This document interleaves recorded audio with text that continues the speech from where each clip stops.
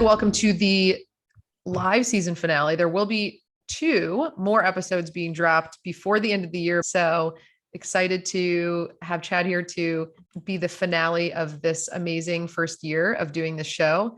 And then we will go on a hiatus and we will come back with season 2 starting mid-January. So if you're on the call today, you will automatically be in the registration list, an email for the save the date for season 2.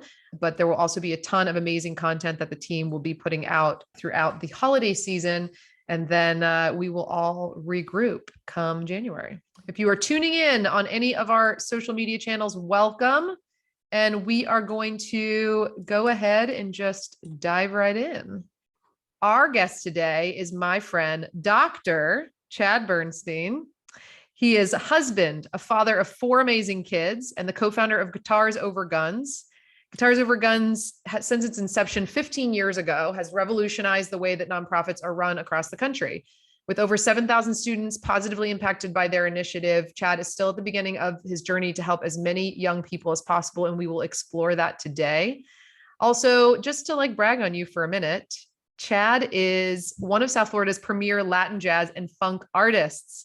He performs most prominently with Latin Grammy-nominated Spam All-Stars, with whom he toured throughout Europe and the US, and the highly popular Miami-based Latin funk band Sueñalo, the inspiration for Guitars Over Guns. He has also worked with some pretty well-known artists. I don't know if you've heard of Pitbull or Mr. John Legend or Miss Shakira. And he has served as governor on the board of the Recording Academy, or AKA the Grammys. So we have a lot of exciting things to touch on. But first, I would just like to thank you very much for your inspiration, your support, your friendship, and your time today. It's my pleasure. I'm happy to be here. Awesome. So we always like to start because I think it's really interesting to understand someone's typically not straight line path to where they're at today and kind of grounding that in your why or your purpose. So I would love to just hear from you, what that is and how that has led to this unique path to where you are today. Yeah, part of what you kind of mentioned in my bio is really the on-ramp to this. My world as a kid was all around knowing that music was my kind of can't not do. It was what I would consider to be my pathway to identity and dignity and humanity and understanding my own purpose and what drove me. It was certainly the thing that I escaped into as a kid and wouldn't be here without, frankly. And so at a certain point of life, when I realized that music was getting taken out of schools, which is where I was more formally introduced to it outside of kind of tinkering around on the piano, it was disheartening. And I ultimately ended up on a music scholarship at University of Miami and got in with this band Sueñalo.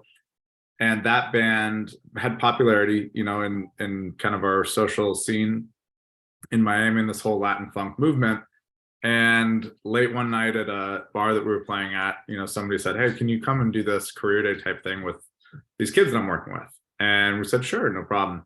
And it was at a juvenile detention center. And so we arrived at this juvenile detention center and essentially are asked, not to bring the guitars in because the strings could be used to strangle us. And we're told that these kids were, essentially dangerous and were a threat to our safety. And it took us by surprise, to say the least. We walked in and were expecting, what we got, which was kids that were staring at us blankly and coldly and with very little interest in anything that we had to share. And this whole concept of a career day and we mentioned some of the people that we'd played with and how we operate in the music world, and they were wholly uninterested. And ultimately, as a last ditch effort, we said, well, why don't we play a song? And then we'll get out of here. We'll leave you guys alone. If you don't want us here, it's, no problem. So we start playing, and then the heads start nodding and people are kind of grooving to the beat. And I'll never forget this kid at the end of the first song that we played shouted out, "Na na nueve."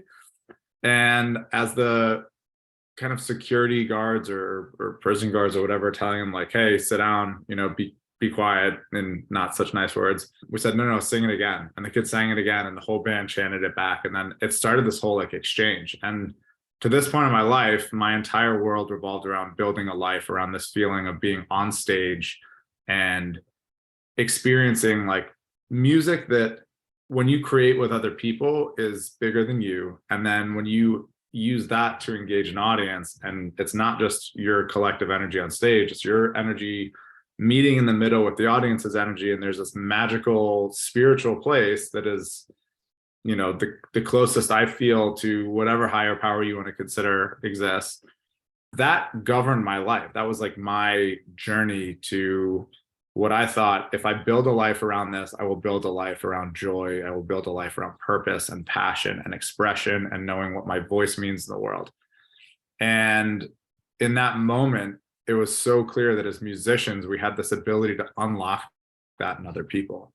And the conversation that followed after that was transformational. And it left the kids feeling heard and seen and empowered to share their story, to own their story, to people that actually were curious what they had to say. And it left the teacher saying, oh my God, I've been working for months, with these kids and they haven't shared any of these things with me. And from there, it took a completely random experience and it was something I couldn't unsee. And from there, I started empowering or trying to empower other musicians to join me in this. Like, how do we figure this out, right? These kids aren't getting music in school and they don't have a strong opportunity set. And so this is our opportunity as musicians, as people that, have been living this, and I don't say selfish in a bad way, but like the selfish pursuit of self-expression can actually be this thing that we can gift to other people. And if we can do that, maybe we will give them the same opportunity we had to like completely absorb ourselves in something that was bigger than us, that was important, that was transformational, that kept our attention long enough to stay out of trouble as kids. What would that do in these communities where options are limited and mentorship is limited, and people that, I had a mentor at that age that turned a light on a path that I wanted to go down in the world that was so dark and so unknown to me that ultimately led me to that moment. And so felt like the right thing to do to give back and start doing that, and knowing how we wanted it to feel, but not necessarily how we wanted it to get there. The last 15 years has been about getting better at that a little bit every day. That's amazing. And so at the time, so that would have been around 2012 that this was all taking place? No, so we started in 2008. Okay. And this experience was a year or two before that. It took us 2 years to get into a school. Okay. All the red tape and all the craziness. And I get it now, looking back at pictures of me as a 23-year-old. I don't know if I would necessarily trust me going into a school. It wasn't just the red tape. But no, I mean, in all seriousness, there was a lot of bureaucracy that we had to fight through, and the dynamics and the politics of a school, certainly one as large as Miami, are real. And so it took a while to build that trust and to persevere through that. And it started as this kind of organic volunteer-based thing, and it's now obviously turned into something much bigger than that. And then I'm always fascinated when anybody does anything from a family business standpoint. So how does your dad get involved in everything? So yeah, my dad lost his dad at a really early age. And so the thing that he was really intent on is that my brother and I recognize that life is short, that you have to do a couple things. One, like find something that is going to drive you, that you can be passionate about, but either name that as like a hobby or make it a vocation, like actively pursue, how am I going to create a life around this? And as a young kid, you don't have the perspective of, I now have 4 kids and a wife and a life and a house and like things that I need to take care of. And you don't have any of that perspective as a kid. So I think it was probably a struggle for him in some sense to see the output of his advice in real time, right? Like I chose to be a musician. My brother chose to go into the Marines after college. Both incredible kind of decisions based on what we most wanted and what we thought was of service to humanity. But like, those are tough things for a parent to swallow. And so in this whole process, a lot of conversations around how are you going to make this work, support what you're doing, but like, how do I imbue the perspective that you can't have in this moment? And so we had a lot of really powerful conversations around that. And it was actually on a road trip, like me telling him about the story that I just told you and him saying, you guys have been doing this work in the community for a long time. Have you ever thought about formalizing it and seeing if there's, a particular set of kids that you could actually make a measurable impact on? And if that's the case, like the world needs that, the world will value that. You can create the pathway that you've always told me you want to see for musicians in the community, you've unlocked this power in them. Like that is something that could seriously take shape. And so it's been a really fun opportunity for us to share the aspects of like what we are both passionate about. He was in finance and business and has a totally entrepreneurial mind. And his whole thing is like, your network is your net worth. And so to the extent, from a family business perspective, my dad was involved in a company that was ultimately bought out by UBS. And in developing his kind of, how are we going to provide for our kids and our family and education? He sat my brother and I down and it's like, you guys have heard of a trust fund, right? And we're like, yeah. He's like, well, trust me, there's no funds. There's your education. We will always help you with education, but like, there's no, like, that's tools. There's no toys to come, like you have to figure this out. You want to be a musician? Great. But like, you got to figure it out. This is not going to be something that you do and ride off of us. So it was always with that intention. That was never an issue. It was just what it was. There's no expectation of anything to come. And so it wasn't a problem. It was just where we started a conversation of like really from a place of partnership and advice and mentorship. And now it's come full circle, right? Now in his world, some of the people that are invested in Guitars Over Guns, he's doing business with, or there's like, it's come full circle in a really special way and are truly, we are partners in this. I mean, it's been a very cool transformation and evolution. It's a perfect segue as you talk about, your network is your net worth and the entrepreneurial point of view, and that you were raised around, because that's how we met. So Chad and I met through our membership in an organization called Entrepreneurs Organization, which is an amazing global organization of, I think now 15,000 plus entrepreneurs all around the world. And it always struck me as really interesting.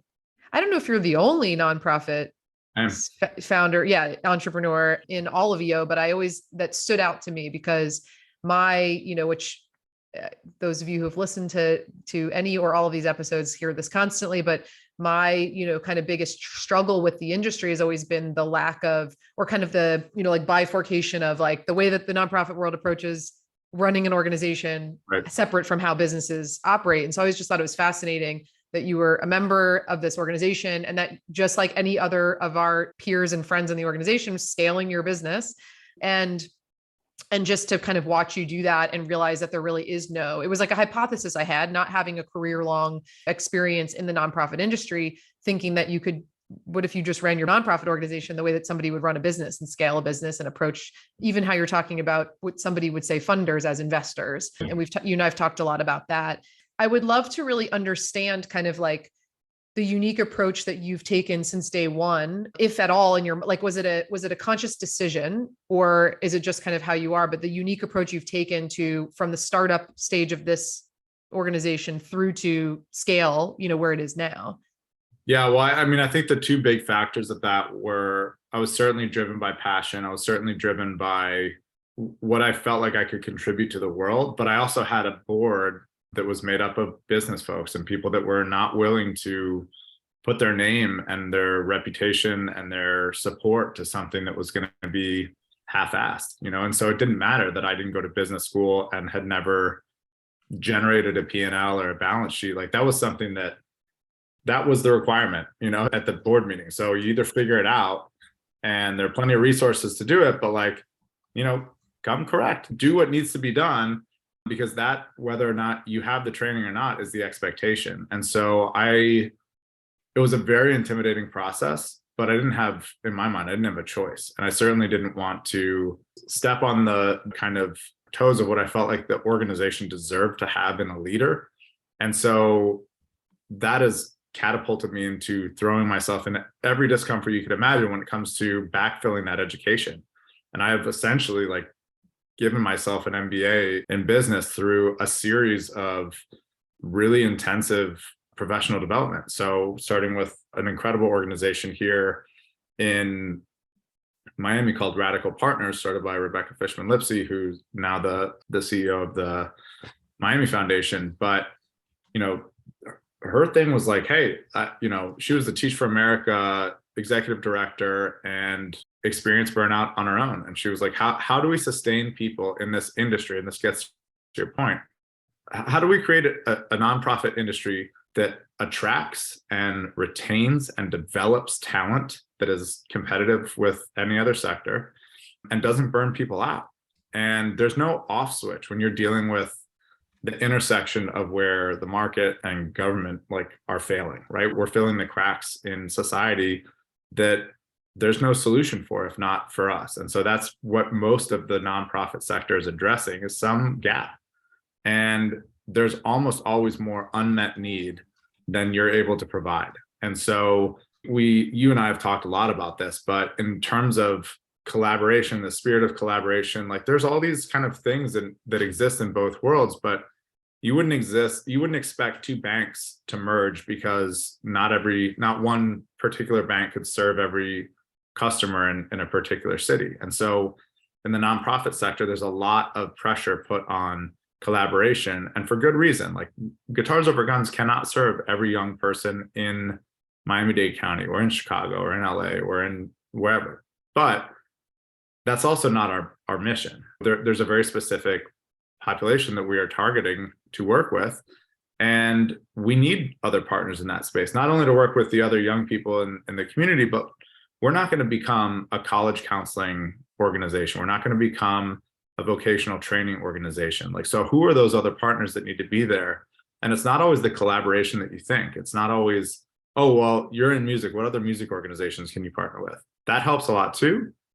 But so do, once you get into the work and you understand that there are more needs than you are equipped to meet, like how do you start to address those? And that's kind of where we're at today. Is we've been doing this work for 15 years. We've been working in the community for a very long time. We really make a commitment to the actual neighborhoods that we serve.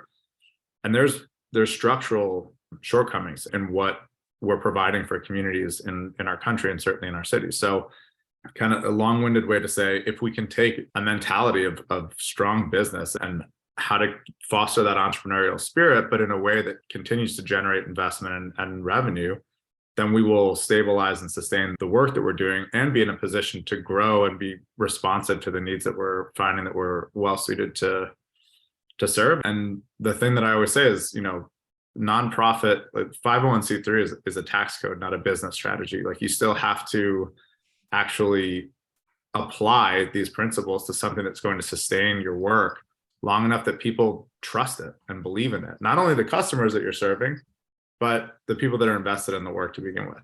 There's a lot to unpack there. The one that I wanted to start with, which I've just been making a ton of notes because there's so many like good things coming for this conversation and then in the future, which always comes from every time we talk. I feel like we could talk for an entire day and just keep going. Board development and kind of building, like when you first started this, what was the strategy behind who you put on your board? I guess I'll leave it at that. It's to me very interesting that you would build a board or pick a board that would challenge you so much that feels deliberate, but perhaps it was not. So the term we have in our organization, which comes from the guy that really created space for us to do this work in the first place, taking us on as a fiscal agent, is Bill Milliken of Communities and Schools, which at the time that we started was the largest dropout prevention organization in the country. So Bill brought us in and listened to my story, similar to the one that I shared with you, and said, you have to do this work and we're meeting for a reason. And that's divine synchronicity. And so that concept has always followed, because there's something at play that's larger than us that is connecting the right dots, or at least allowing you to see them when they're in front of you at the right time. And I think for us, our board has gone through kind of three stages, right? There was the founding board. There are the people that, okay, this is a kid who's got a vision that I believe in and has enough things around him that I feel like I want to see this work. I want this to work. I care about the cause. I care about the kids that are being served. I care about music or education or mentorship or the communities that we're serving. Those are kind of the things. And so those initial people that said, okay, I have either the time, treasure, or talent to be able to help. And that founding board was incredible. And it was made up of a lot of people in the finance world that were friends of my dad's. It was made up of people in community. It was made up of people that had been on other nonprofit boards or had started other nonprofits or been involved in event creation and things that we just needed at the time. And that board ultimately morphed into a working board. You don't have the staff to carry out what you need to do to get to the next level. So what skills can you surround yourself with that you need that people are willing to provide? And starts with like really an initial kind of, it wasn't even investment so much. I mean, we started I think our very first operating year where there were expenses were $5,000. And then we started paying the musicians at a certain point because volunteerism only took us so far. And the most important thing was that we prioritized the commitment that the musicians were making to the young people. Because if you show up in a kid's life, and our kids, the kids that we work with, they have, a lot of people will tell you, oh, those kids have behavior issues. Our kids have coping mechanisms that we have yet to really truly understand. And if a young person is used to an adult not consistently staying in their life, they're going to push to make that process quicker. And what we discovered is that it doesn't matter if you have a gig or recording session or whatever, and as a musician, you're trying to make ends meet, you take that because you need to and you can't come to the session, then all of a sudden you're leaving that kid with, see, I told you, and that's antithetical to everything that we're trying to accomplish. And so it was really clear early on, this is something that we value the time that people are putting into, we need to prioritize it. And so that was kind of the initial, who can facilitate that? And then who can lead us to the grants and the other things that can help facilitate that? And then, okay, we're receiving this money. How do we account for it? How do we plan? How do we budget? Like all these things were relatively new to me at the time, especially looking back now. And that was the working board, was like, who needs to be in place to actually make this function? We've grown obviously a lot over the years, and those staff positions come by way of necessity and prioritization. And now what the board is really morphing into and needing to evolve into is a board that can help open the right doors for the impact that we need to become the organization that we want to become, not the organization that we are today, but the organization that we are seeking to be. And of this, what got you here won't get you there kind of concept, it may not be that the people on the board need to shift so much as their role and what they're offering or providing the organization may need to evolve. And obviously, that's why boards have terms and cycles and all those things. And I am so deeply thankful for everyone that has ever served on our board, and will continue to keep them close on our emeritus board and make sure that they understand that the impact that they had and seeded continues to affect the lives of all these young people. And that's really important to me. You then kind of segued into that next question, which was going to be, kind of like, which I guess is more of a technical question I probably won't get into, but just like that evolving of how do you kind of move people in and out of that process, that strategy, right? Of like, they first came on, which again, if you're looking from a business standpoint, is the same thing, right? Like you have your angel investors, your friends and family, that then turns into your angel investors, that then turns into, institutional investors. So it's interesting to see, again, like just the direct correlation of like the path that a nonprofit takes. It's very similar to what a startup for-profit business would take. The next thing I wanted to get into was, and this is a more recent conversation that you and I have had around, you brought it up, about kind of investing in your people and this like future facing kind of like, how do we need to act and what do we need to be sustainable and grow and scale into the next 3 to 5 years? One of the things that we talked about is this idea of like hiring the right talent and the limitations that have historically existed in the nonprofit industry to access that talent. And I feel like the past, probably year for you, maybe 2 years, has been really interesting in how you guys have approached identifying the needs and then accessing the talent, both from like finding where they're at in the world and then making sure that you have the resources to support that. If you can like talk through that journey a little bit. Yeah, I think the kind of great resignation has shown a lot of this. There's certainly challenges in hiring and challenges in the workforce pipeline right now. I think it's really interesting in the nonprofit world also how much talent is coming to this side. And it's been a remarkable thing to watch how many people have decided that they want to spend the time that they are going to be working in something that serves more than just a role to facilitate the small amount of time that we spend not working, from a financial perspective. Like, I think people are getting to a point where mortality and life and legacy and things that are bigger than the dollars that you make every year are really weighing on them. And so there was at first like a radical shift. And then I think the world has caught up and there are certain needs that we all have, right? Like, family and bills and the cost of living and all those things getting higher. It's a challenging time. And so it has to be this right balance. And I think we're in a time now as an organization, hopefully as a sector, where we are saying, look, we will not fix or address these issues with enough impatience and urgency if we continue to look to people that we need to train and provide all the skills to and bring up in the work because they're able to accept a smaller salary and start in a lower position and work them up through the organization. All that needs to be happening, but concurrently, we need to bring people in that come in and have some experience and know how to elevate the expectation of what is it going to take to get us from point A to point B. And that's not necessarily a nonprofit or for-profit thing. There are plenty of people in the nonprofit sector that have spent their careers doing incredible work, that have the experience and the chops to do that. But I think it needs to encourage a shift in the way that particularly funders and entities that are providing revenues for organizations to say, I either trust the leadership and the game plan that they have, and therefore I'm not going to be so tied to only 5% or only 15% or only 20% of my funding can go towards overhead costs. It's like that whole system is super broken. And you would never tell a for-profit company, well, you can only really spend 3% on marketing, because if you do any more, that's going to tip the scale to your 20% admin and overhead and 80% programming costs. It's like, it just doesn't make sense. Like you have to do certain things to stabilize, to create sustainability.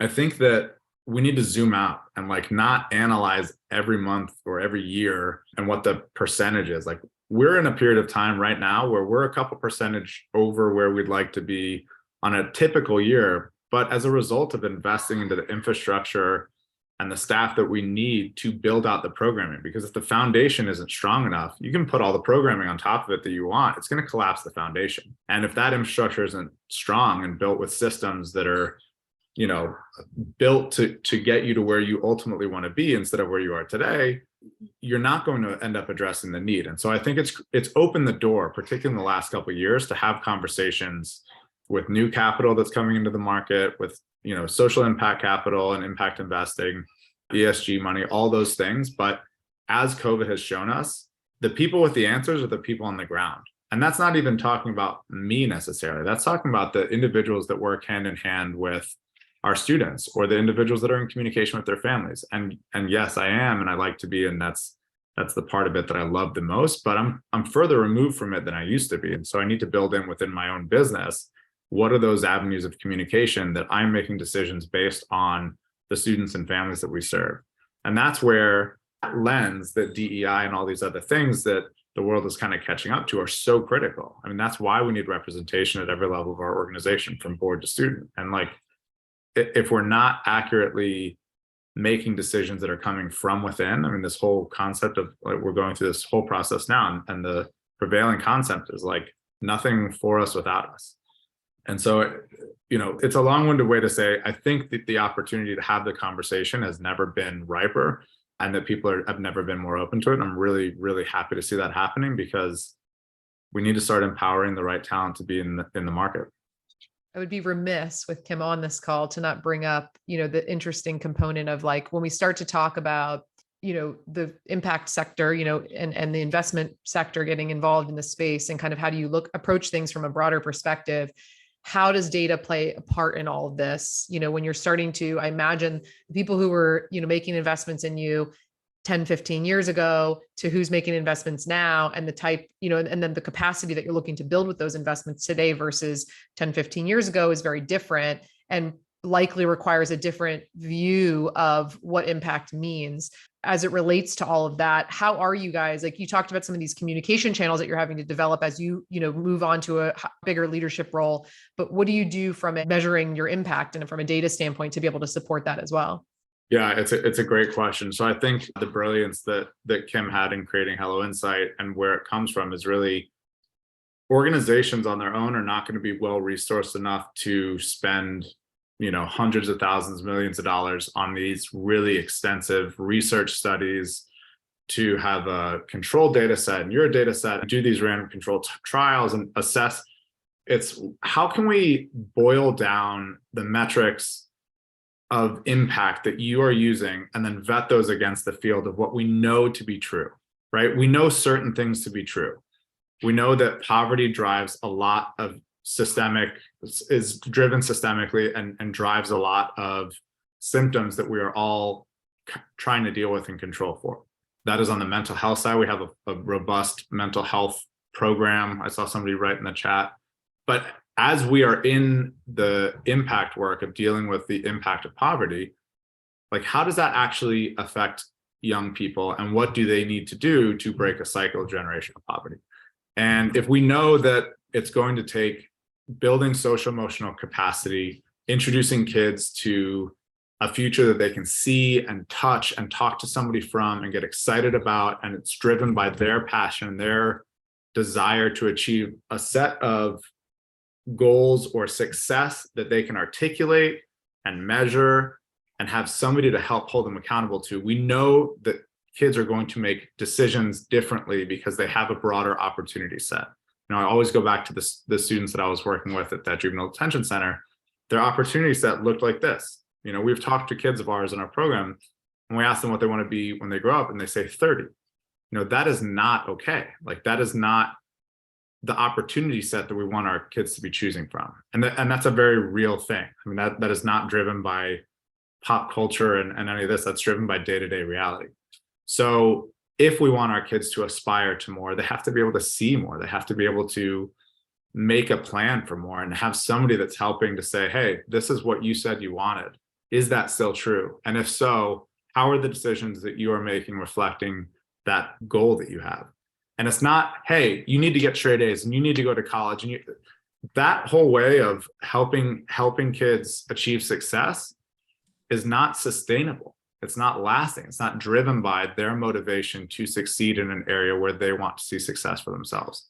And so if we can, in the kind of context of Hello Insight and measuring the social emotional capacity that kids are developing in pursuit of success that they have decided is what they want out of life, then there are measurable things. Can kids set goals, and can kids regulate their emotions, and can kids build trusting relationships, and can kids achieve the self-work or do the self-work to achieve a level of vulnerability that helps create the relationships that they know are based on who they want to be and who they are, that can confirm the path towards success that they want to take. And if we can measure that and do that, then maybe I can't tell you today that in 10 years, this young person is going to be X, Y, or Z, but I will tell you that they have the capacity to do it. And if they have the people in their lives and we can connect to some of those other resources, that they have a hell of a lot better of a shot than if they were not developing those same capacities. And we know to be true that music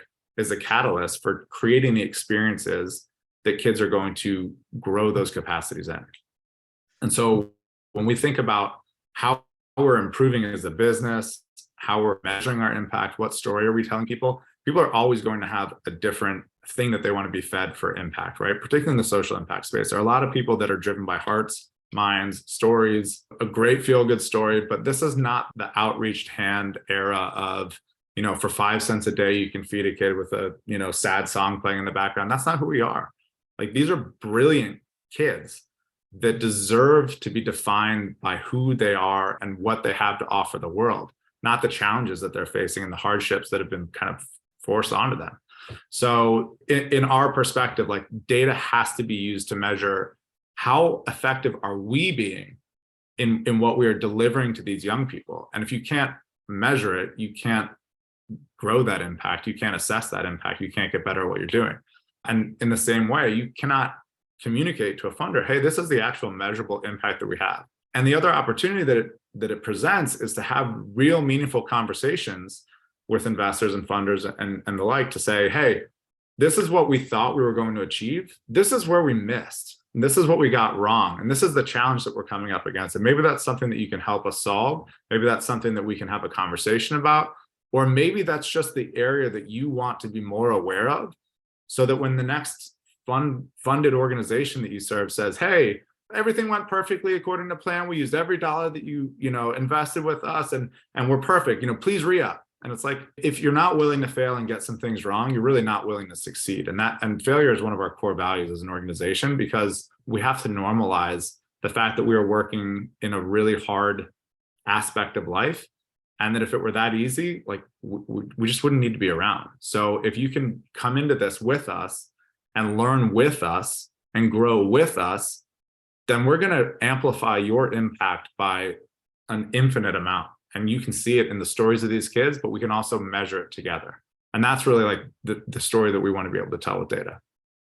Yeah, that's what, I mean, we've just been like, ever since you made this introduction, I don't know, maybe a year and a half ago, of me to Kim, and just our team has gone down a rabbit hole of this idea of like, how do you blend, we've been doing grants management for over 10 years. And we always say that it's this, the uniqueness of that storytelling is the blending of narrative and data. But historically, the data that you're being asked to provide isn't necessarily the data that actually tells any story of whether you move the needle or not. And so this idea of funding partners or investors caring, or at least taking that data and then making decisions based on it, like what Kim's saying, like data for learning. And I've seen a lot of emojis, a lot of heart, fire, hand clapping, because a lot of the people that are watching right now that are commenting are people who are leading organizations in similar spaces that are just, probably fed up with, having to provide data that doesn't actually support solutions or moving the needle forward.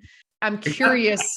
I want to push back on that a little bit though, because I think it's really easy to put the onus on they're asking for the wrong things, or I have to, furnish this information. It's like, how often are we actually having the conversations with the people that are invested in our work to say, hey, can we have a conversation around something that I really want to bring you in on? And there's a power dynamic that exists always, right? No matter how flat you think your organization is, if you're the one signing someone's check, there's a power dynamic there. Like, we can all be friends, we can all love each other, we can all have this family vibe, great.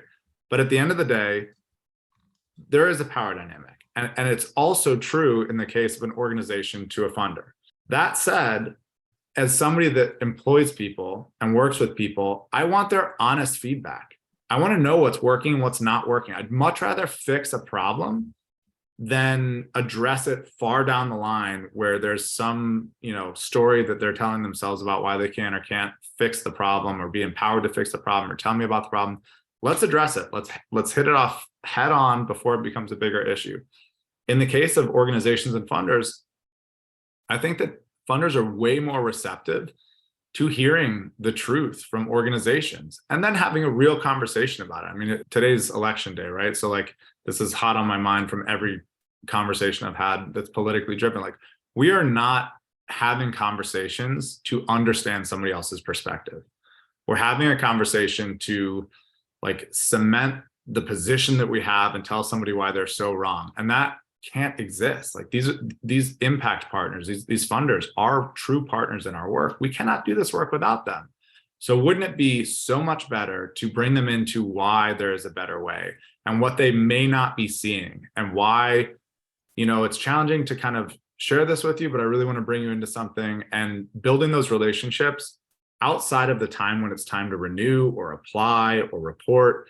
Like, these are human beings that are in this work to unlock impact, to have impact. And I think that there's something so special about the relationship that we have with our funders, because they want to know where they're getting it wrong. They want to know how they can have greater impact. They want to know what they could be asking for that would be better than what they are. And that's not always going to be the case. Like, most of us have, funding streams that include government or include public money. And like, there's some really bureaucratic, stringent funding requirements and reporting requirements that are a total drag. And we know it. Most of the time they know it. And we're waiting for a better way. And that's why I love Kim. And that's why I've introduced her to everyone I know, because I feel like it is a better way and it's representative. And if you can get at data that's actually meaningful to your progress and to communicate a story of impact, that's where we need to be. And that's what we need to be having conversations around. But I think people are more receptive to it than we give them credit for. And at least we need to try. And so I would encourage, organizations that are having these frustrations to bring them up. I mean, this is true in any relationship. I'm celebrating 10 years of marriage this week. So like, this is hot on my mind for a lot of reasons. But what makes it work is like when you actually say, hey, this isn't working. And like, this is how I'm feeling. And half the time it's like, man, I didn't even recognize that was the impact, right? And like, I think it's such an important thing, particularly where there are those power dynamics that discourage us from saying anything. I don't know. I think organizations get surprised with how receptive funders are. Yeah, that brings up a lot. It brings up a lot for me because I think my mom's laughing. She's like throwing head exploding emojis in the chat because we were literally just having this conversation around, today and kind of the conversations that have been having leading up to today and voting day. And just like when you're asking questions and you're trying to hear a perspective, are you really trying to hear that perspective? I see that in the world today. I see that in my relationship with my wife and relationship with my family. And I think it's a really valid point. And I appreciate you kind of pumping the brakes and saying, hold on, let's challenge this way of thinking or this rhetoric, if, for lack of a better word. I'd be curious as it relates to, like the difference between when you look at investors across the spectrum and you say, okay, there's going to be a subset that's going to be this government aspect, which maybe doesn't have as much flexibility and relationship building capacity. Then there's the large donor that has perhaps a lot more. And then there's kind of this grants in between. How do you approach each of them uniquely in how much resources you put towards that relationship building capacity in order to have those conversations?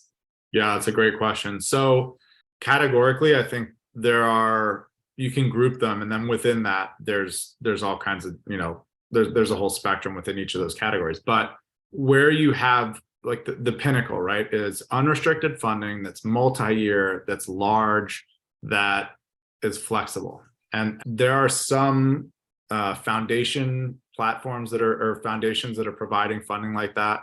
There are some individual and major donors that are providing funding like that. It's a little bit more challenging when you get into government and you get into, money that traditionally has a lot more kind of public facing reporting. And, the other thing that I think is challenging in government is that you're not only accountable to the masses, but it's also harder to change those systems, right? There's not as much flexibility, or it's just not efficient, right? So we're still dealing with, if you wanted to get a large government-based funding source to change the tool that they are using to assess something, and that has to be doled out over the 100+ organizations that they fund, and every consideration from whether or not every organization has access to internet and computers and, can do electronic forms instead of paper. And like, there's so much stuff that we don't see. And then there's just a lot of inefficiency in government, frankly. And so that's a little harder. So I'll park that one there. I think on the major donor and the foundation side, there's like a grant administrator that wants people to use their system to the highest level possible, right? Like they don't want it to be clunky. They don't want it to be redundant. They don't want to ask the question just that much differently that you have to go rewrite your entire boilerplate. But it happens. And I think that having been on the other side of reading a lot of these grants, like the best thing that we can do is be as efficient as possible with our time and with the people that are reading these grants and all that, whether it's a grant application or an individual relationship. I think at the end of the day, there's always a human being that's making decisions. Sometimes it's a panel of human beings making decision, but there's almost always somebody in the room that's advocating for lived experience with your organization. And maybe that's because they saw the application come in last year, and this panel of, grant reviewers can speak to that process. Or if it's with a major donor or a family foundation or something like that, like over time, you build a relationship with individuals, like human beings at these places, that you should be inviting to your program. You should be inviting to your end of year impact thing. You should be sending the annual report to. You should be communicating with in a way that's not just about the grant, but about acknowledging the fact that they are truly unlocking your ability to have impact on something that they ultimately care enough about to be invested in. If that's the thing that gets lost in all this, and it's easy for it to be transactional when you need 17 sources to fund a single program. But I think there's room for that to happen with Fidelity more than it's typically happening in that world. Those are great points. I actually just made a note to like grab some of those tips and tricks, because I think that what we find is that and this, is true for anybody really kind of doing anything in life, but especially running an organization with all the complexities that occur, is just like taking that time to pause and assess, where your energy is going and where your resources are going. And then not just to constantly be doing the same thing that you've always been doing or chasing all the different opportunities, is what I took from what you just said, which is like, how do you be really deliberate about there's a human behind everything that you're doing, and how do you make those connections? And then maybe that process slows you down from being able to go after as many outputs, or right, you not be able to submit as many grant proposals. This is what we talk with our clients about all the time, is like, it's not about we submitted 40 grant proposals this year. It's about we made 12 meaningful connections and then sent supporting proposals to those connections to then, make that relationship that will be sustainable over time, that will lead to the greatest opportunity for success and the longest term relationship, which just takes a pause. You need to be mindful about what you're doing when there's a million things and fires you're putting out and people that you're looking to build relationships with. So I think it's a great point. We are, not surprisingly, like, time flew by and now we're just at the very end of this show. I wanted to, really just kind of talk about a couple of the key things that I took out of this conversation, with a million different notes that I took about just, gems that you always drop when we're having, connection and conversation. I really just, this idea of like board development and the way that you approach board development at the different stages of your organization, and the fact that you were willing to hold yourself accountable and to put yourself in uncomfortable positions along every step of the way, to have people that were lifting you up and sharpening your skill set and holding you and challenging you to be able to show up and provide the necessary answers to the questions that they had. I think that was really an important key takeaway, and just something really interesting in how do you evolve from a startup to scale. This thing that we talked about, when we were kind of prepping for this conversation, that the great resignation working in the favor of nonprofits and impact organizations, I think, is a really valuable asset for some leaders to be thinking about right now. And then how do you align your partnerships and your investors that are able to provide the resources to go after that talent? I think it's a huge opportunity that may not last very long for nonprofits to be able to jump on right now, as people are really reevaluating what they want their lives to look like. And then this has come up on almost every conversation, but the way that you guys summarize this and the way that you talk about it, this nothing for us without us, I just think is a really, hopefully, kind of the rally cry of kind of where the industry is headed and how we're really approaching this idea of that everybody's voice needs to be represented, and that if we're doing something for a group of people, that we need to make sure that we understand their needs and that they're leading the conversation and what that looks like.